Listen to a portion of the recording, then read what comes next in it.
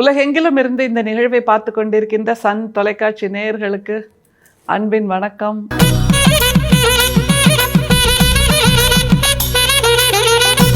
வள்ளல் பிரான் நமக்கு நிறைய உடல்நல குறிப்புகளை கொடுத்துருக்காரு. இன்னைக்கு ஒரு நாளில் நாம் என்ன பண்ணணும் முழுக்க அப்படிங்கிறதா ரொம்ப முக்கியம். மத்தியானத்துக்கு மேலே என்ன பண்ணணும்னு அவர் சொல்கிறத கேட்கும்போது நாமெல்லாம் இப்படி பண்ணுறோமா இல்லையே அப்படிங்கிற ஒரு பதைப்பு தாங்க வருது. அவர் என்ன பண்ண சொல்கிறாருங்கிறத முதல்ல பார்த்துடலாம். அதை தாண்டி அதுக்கு போகிறதுக்கு முன்னாடி இப்போல்லாம் நம்ம ட்ரெயினில் போகிறோன்னு வைங்களேன், ஒரு வித்தியாசமான காட்சியை பார்க்க முடியும். முந்தியெல்லாம் பக்கத்தில் உள்ளவங்களோட பேசிட்டு வருவாங்க, எதிரில் உள்ளவங்களோட பேசிட்டு வருவாங்க, அக்கம் பக்கத்தில் தான் பேசுவோம். ஆனால் இப்போ அவங்கவங்க மொபைல் ஃபோனில் பேச ஆரம்பிச்சிட்டோம். அப்படி பேசும்போது கூட மற்றவங்களுக்கு கேட்காம மற்றவங்கள டிஸ்டர்ப் பண்ணாமல் பேசணும் அப்படிங்கிற மாதிரி இல்லை. நம்ம பேசுகிறது ஊருக்கே அந்த ட்ரெயினில் இருக்கிற எல்லாருக்கும் கேட்குற மாதிரி தான் கத்தி பேசுகிறோம்.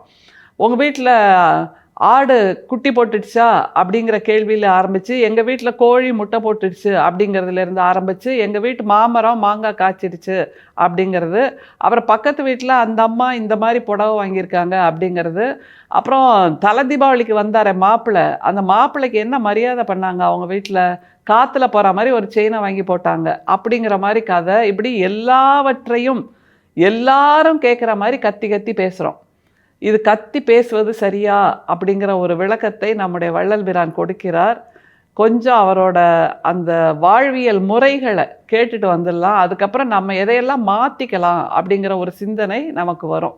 அவருடைய உரைநடை பகுதியிலிருந்து உடல்நல குறிப்புகள். புசித்த பின்பு மத்தியானம் தொடங்கி 25 நாழிகை பரியந்தம் சத்துவமான விவகாரங்களை மெல்லன இருந்தபடி நடத்தல், பிறர்க்கு விசேஷம் கேளாவகை படித்தல், மெல்லன பேசல், இவையன்றி நல்ல நினைப்போடு இருத்தல் வேண்டும். காலை மத்தியானம் சாயங்காலம் இப்பொழுதுகளிலும் மத்தியிலும் நித்திரை செய்யாதிருத்தல், அடிக்கடி தாக நீர் குடியாமல் போஜனம் செய்த பின்பு ஒரு தரமாக இளம் சூடுள்ள வெந்நீரை கிரமமாக தாகத்துக்கு கொண்டு குளிர்ந்த ஜலம் சிறிதும் கொள்ளாது தள்ளுதல். எவ்வளோ முக்கியமான குறிப்பை சொல்றாரு பாருங்க. மத்தியானத்திலிருந்து துவங்கணும் அப்படிங்கிறாரு. அப்போ மத்தியானம் ஒரு சாப்பிட்டு முடிச்சு 1 மணிலேருந்து வச்சுக்கோங்களேன், 25 நாழிகை நம்ம இதுக்கு மேலே இப்படி இருக்கணும் அப்படிங்கிறார். 25 நாழிகைனா எவ்வளோ நேரம்? அது ரொம்ப முக்கியம். ஒரு நாழிகை என்பது தமிழர்களின் கணக்கின்படி 24 நிமிஷம். அப்போ 25 நாழிகை இன்ட்டு 24 நிமிஷம்னு போட்டிங்கன்னா 600 நாழிகை வருது. அந்த 600 நிமிஷம் வருது. அந்த 600 நிமிஷத்தை 1 மணி நேரமாக நம்ம கன்வெர்ட் பண்ணால் 600 டிவைடட் பை 6 60 அப்படின்னு வச்சிங்கன்னா 10 மணி நேரம் வருது. அதாவது மத்தியானம் 1 மணிக்கு ஆரம்பித்து அதற்கப்புறம் 10 மணி நேரம்னா கிட்டத்தட்ட இரவு 9-10 மணி வரைக்கும் என்னெல்லாம் பண்ணணும் நாம் அப்படிங்கிற பட்டியலை தான் வள்ளல் பிரான் கொடுக்கிறார். இதில் தான் நம்ம ட்ரெயினில் ட்ராவல் பண்ணும்போது எப்படியெல்லாம் பேசுகிறோம் அந்த கதையெல்லாம் வருது. அது மாதிரி ரகசியம் சொல்கிறேன் வாயேன் அப்படின்னு சொல்லிட்டு ஊருக்கே கேட்குற மாதிரி நம்ம பேசுவோம்ல, அதையெல்லாம் பற்றி கூட சொல்கிறார் என்றால் மிக மிக மென்மையாக காற்றை போல் பேசியவர் வள்ளல் பிரான் அப்படிங்கிறத நம்ம புரிஞ்சுக்கணும். அந்த வார்த்தைகளுக்கு கூட அதிர்வு கொடுக்கக்கூடாது, வார்த்தைகளை கூட அழுத்தி உச்சரிக்கக்கூடாது, வார்த்தைகளை கூட உரக்க பேசினால் அந்த வார்த்தைகள் ஒடிந்து விடுமோ அப்படிங்கிற பரிதவிப்பில் நம்முடைய வள்ளல் பிரான் இருந்திருக்கிறார். எந்த உயிருக்கும் துன்பம் செய்ய மாட்டேன் அப்படின்னா வார்த்தைகளுக்கும் துன்பம் செய்யக்கூடாது அப்படிங்கிறது தான் வள்ளல் பிரான் சொல்கிறது. அதனால் அந்த 25 நாழிகை ஒவ்வொரு நாளும் 25 நாழிகை என்ன பண்ணணுங்கிற பட்டியலை முதல்ல பார்த்துடலாம். புசித்த பின்பு மத்தியானம் தொடங்கி 25 நாழிகை பரியந்தம் சத்துவமான விவகாரங்களை மெல்லன இருந்தபடி நடத்தல். நல்ல விஷயங்களை சிந்திச்சுக்கிட்டு பேசிக்கிட்டு யோசிச்சுக்கிட்டு திட்டமிட்டுக்கிட்டு மெல்லன நடத்தல். சாப்பிட்டு முடிச்சப்புறம் இப்போல்லாம் கூட கார்ப்பரேட் ஆஃபீஸ்லாம் ஒரு சின்ன லஞ்ச் பிரேக் கொடுக்குறாங்க.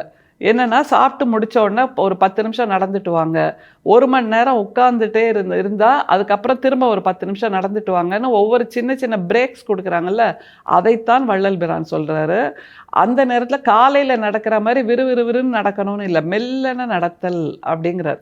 பூமிக்கே வலிக்குமோ அப்படிங்கிற ஒரு சிந்தனையில் நம்ம மென்மையாக நடக்கணும். என்ன ஒரு அழகியல் சிந்தனை பாருங்கள் இதெல்லாம். சில பேர் நடக்கும்போது தாட் தாட் தாட் தாட்டுன்னு சத்தம் கேட்கும். ஒரு சிலர் நடந்து வர்றாங்கங்கிறதே தெரியாமல் பக்கத்தில் வந்து நின்னப்புறம், ஓ வந்துட்டியா, நீ நடந்ததே எனக்கு கேட்கலையே, நீ நடந்து வந்ததே எனக்கு கேட்கலையே அப்படின்னு சொல்லுவோம். அந்த மாதிரி பூவைப் போல், பூ விழுவதைப் போல் மென்மையாக நடக்க வேண்டும். மெல்லன நடத்தல்னு ஒரு வார்த்தை கொடுக்குறார். அழகான வார்த்தை. அதுலேயே நின்றுடலாம் நம்ம. அந்த மெல்லன நடத்தல்ங்கிற வார்த்தையிலேயே அது ஒன்றாச்சு. அடுத்தது பாருங்க, பிறர்க்கு விசேஷம் கேளாவகை படித்தல். அதாவது மனசுக்குள்ளே படிச்சுக்கோ அப்படின்னு நம்ம சொல்வோம்ல, அந்த மாதிரி. இப்போல்லாம் யாராவது அப்படி படிக்கிறாங்களாங்கிறதே ரொம்ப ஆச்சரியமான சிந்தனையாக இருக்குது. முந்தியெல்லாம் குழந்தைகள் சாயங்காலம் படிக்கிறாங்கங்கிறது, ஒரு வீட்டில் படிக்கிறது ஓரன் 1 ஈரன் 2 அப்படின்னு எல்லாம் படிக்கிறது மற்றவங்க வீட்டுக்கும் கேட்கும். அப்போ ஒருவருக்கொருவர் அது சொல்கின்ற பாடமாகவும் அமையும். அசோகர் குளம் வெட்டினார், அசோகர் மரங்கள் நட்டார் அப்படின்னு அந்த குழந்தை திரும்ப திரும்ப கத்தி படிக்கும்போது பக்கத்தில் இருக்கவங்களுக்கும் அது கேட்கும். ஆனால் வயதாக வயதாக நாம் வாசிக்கிறது மற்றவங்களுக்கு கேட்காத மாதிரி மென்மையாக படிக்கணும். அதை தாளை புரட்டும் சத்தம் கூட வரக்கூடாது அப்படின்னு சொல்கிறார். சரி, இது ஒரு வேண்டுகோள், கட்டளைன்னு சொல்ல முடியாது, வள்ளல் பிரான் கொடுக்கின்ற வேண்டுகோள். அடுத்த ஒரு வேண்டுகோள் பாருங்க, மெல்லென பேசல் இவையன்றி நல்ல நினைப்போடு இருத்தல் வேண்டும். மெல்லென பேசல் அதுதான் இப்போ நம்மள்கிட்ட இல்லாமையே போயிடுச்சு. மெல்லினம் அப்படின்னு தமிழில் சொல் வகையே இருக்குது. வல்லினம், மெல்லினம், இடையினம் அப்படின்னு. மெல்லினமே நமக்கு மறந்து போச்சோ அப்படிங்கிற மாதிரி நாம் எல்லாருமே வல்லினமாக பேச ஆரம்பிச்சிட்டோம். குரலும் வலுத்து போயிடுச்சு. சொல்கிற விஷயங்களும் நாசுக்கே இல்லாமல் மற்ற எல்லோருக்கும் கேட்பதை போல் பேசுகிறோம். அதை தவிர்க்க வேண்டும். மெல்லன பேச வேண்டும். இதை தவிர நல்ல நினைப்போடு இருக்க வேண்டும் அப்படிங்கிறார். சரி, இது மத்தியானம் 1 மணிக்கு ஆரம்பித்தா இரவு 10 மணி வரைக்கும் நம்ம செய்ய வேண்டியது இதெல்லாம். அடுத்தது ஒரு பட்டியல் கொடுக்குறார் பாருங்களேன். காலை, மத்தியானம், சாயங்காலம் இப்பொழுதுகளிலும் மத்தியிலும் நித்திரை செய்யாதிருத்தல். நேப் பிரேக் அப்படின்னு கொடுக்குறாங்க அந்த கார்ப்பரேட் ஆஃபீஸ்லாம். அதாவது சும்மா கொஞ்சம் நேரம் போய் உருண்டுட்டு வர்றது, படுத்துட்டு வர்றது அப்படின்னு. அங்கே போய் கொரட்டை விட்டு தூங்கிடக்கூடாது. சாப்பிட்ட களைப்பு தீர்றதுக்காக கொஞ்சம் ரெஸ்ட் எடுத்துகிட்டு வர்றது. அதைத்தான் வள்ளல் பிரான் சொல்கிறார். அந்த காலை வேளை, மத்தியான வேளையிலலாம் சாப்பிட்டு முடிச்சப்புறம் தூங்கிடாமல் சும்மா படுத்திருக்கணும் அப்படிங்கிறாரு. அதுக்கப்புறம் சாப்பிட்ட அப்புறம் எப்படி தண்ணி குடிக்கணும்னு சொல்கிறாரு பாருங்க. அடிக்கடி தாக நீர் குடியாமல் போஜனம் செய்த பின்பு ஒரு தரமாக இளம் சூடுள்ள வெந்நீரை கிரமமாக தாகத்துக்கு கொண்டு குளிர்ந்த ஜலம் சிறிதும் கொள்ளாது தள்ளுதல். அடிக்கடி 5 நிமிஷத்துக்கு ஒரு தடவை, ஒரு வார்த்தை பேசிட்டா ஒரு தடவை, ஒரு வாக்கியம் பேசிட்டா ஒரு தடவைன்னு தண்ணி குடிக்காம சாப்பிட்டு முடிச்சப்புறம் போஜனம் செய்த பின்பு கிரமமாக அப்படிங்கிற ஒரே தடவையாக இளம் சூடுள்ள வெந்நீரை குடிக்க வேண்டுமே தவிர நடுவில் வாயை நினச்சிக்கிறேன், தொண்டையை நினச்சிக்கிறேன் இப்படியெல்லாம் தண்ணி குடிப்பது என்பது சிறுநீரகத்துக்கு கேடாக முடியும் என்று வள்ளல் பிரான் சொல்கிறார். அதை தவிர எப்போ அருந்தினாலும் வெந்நீரை குடிக்க வேண்டுமே தவிர குளிர்ந்த ஜலம் கொள்ளப்படாது என்று வள்ளல் பிரான் சொல்லியிருக்கிறார். இது சொன்னது மட்டும்தானா அப்படின்னு ஒரு கேள்வி வரும் உங்களுக்கெல்லாம். சொன்னது மட்டும் இல்லை, வள்ளல் பிரான் வாழ்ந்திருந்த விதமும் இப்படித்தான். அவர் சொன்னது ஒன்று செய்தது ஒன்று என்பதாக இல்லை, செய்ததைத்தான் சொல்கிறார், சொல்வதைத்தான் செய்கிறார் அப்படிங்கிறத நம்ம புரிஞ்சுக்கணும். அதன் மூலமாக அவர் மிகப்பெரிய சன்மார்க்கியாக உயர்ந்தார் என்றால், அந்த குணங்களையெல்லாம் நாம் பின்பற்ற முடியவில்லை என்றாலும் இந்த உணவு பழக்கம், மெல்லன பேசுதல், நல்லவற்றை சிந்தித்தல், இதிலிருந்தாவது ஒரு துவக்கத்தை ஆரம்பிக்கலாம்ல. அதனால் இன்று மத்தியானத்திலிருந்தே 25 நாழிகை மெல்லன பேசுவோம், மெல்லன நடப்போம், நல்லவை சிந்திப்போம், போஜனம் முடித்த பின்பு இளம் சூடுள்ள வெந்நீரை அருந்துவோம், குளிர்ந்த ஜலத்தை தவிர்ப்போம். முதலில் இதில் துவங்குவோம் சன்மார்க்கியாக கூடிய அந்த வாழ்க்கையை. அதற்கு பின்பு நாம் பல உண்மைகளை, பல உயரங்களை தொடலாம்.